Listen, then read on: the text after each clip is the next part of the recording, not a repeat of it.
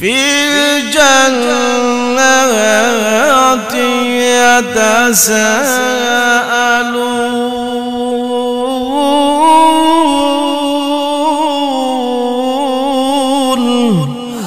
عن المجرمين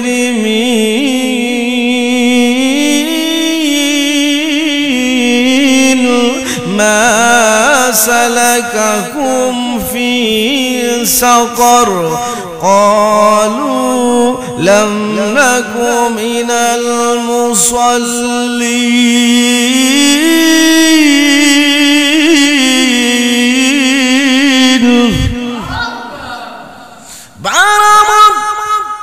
দুনিয়ার জীবনে একসঙ্গে চলাফেরা করেছেন, একসঙ্গে উঠা বসা করেছেন, একসঙ্গে মিটিং করেছেন দুই বন্ধু, কিন্তু দেখা যাবে কিয়ামতের ময়দানে এক বন্ধু যাবে জান্নাতের ভিতরে, আর এক বন্ধু জাহান্নামের ভিতরে।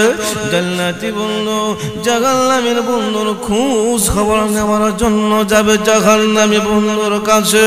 পায়রা আমার তাকায়া দেখেন, জান্নাতি বন্ধু জাহান্নামী বন্ধুকে প্রশ্ন করবে, ও বন্ধু দুনিয়ার জীবনে একসঙ্গে চলাফেরা করলাম, বন্ধু গো দুনিয়ার জীবনে একসঙ্গে মিটিং করলাম, একসঙ্গে দোকানে বসে বসে চা খাইলাম, ও বন্ধু আমি জান্নাতে গেলাম, তুমি কেন জাহান্নামের ভিতরে প্রবেশ করেছো?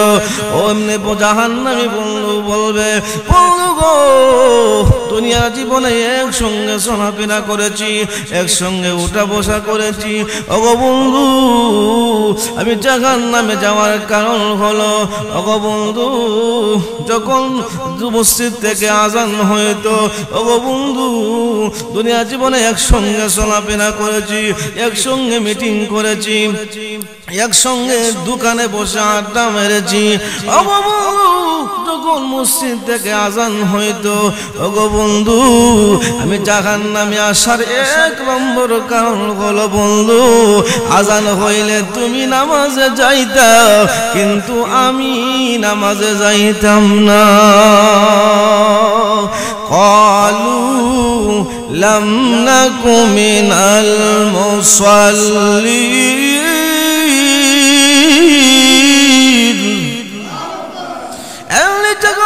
বলবে বন্ধু গো আমি জাহান্নামে যাওয়ার এক নম্বর কারণ হলো বন্ধু দুনিয়ার জীবনে তুমি নামাজ পড়তা, আমি নামাজ পড়তাম না।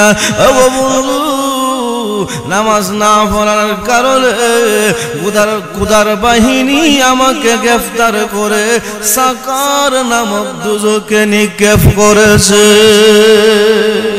নাউজুবিল্লাহ। আমার ভাইরা তাহলে চলে আসুন, নামাজ না পড়লে পরকালে শাস্তি হলো জাহান্নামের আগুনে যাইতে হবে, নামাজ না পড়লে জাহান্নামের আগুনে জ্বলতে হবে। কিন্তু আজকে আমাদের সমাজে দেখা যায় এক শ্রেণীর মানুষ আছে যারা বলে নামাজ না পড়লেও আমাদের ঈমান ঠিক আছে, এমন মুসল্লি আমাদের সমাজে আসেনি না নাই? কিন্তু ভাইরা আমার নামাজ না পড়লে কেমনে ঈমান ঠিক আছে? নামাজ না পড়লে ঈমান কেমনে ঠিক থাকবে গো ভাইরা আমার? নামাজ যারা পড়বে না আল্লাহর আদেশ হলো এক নম্বর শাস্তি হলো নামাজ না পড়ার কারণে জাহান্নামে যাইতে হবে।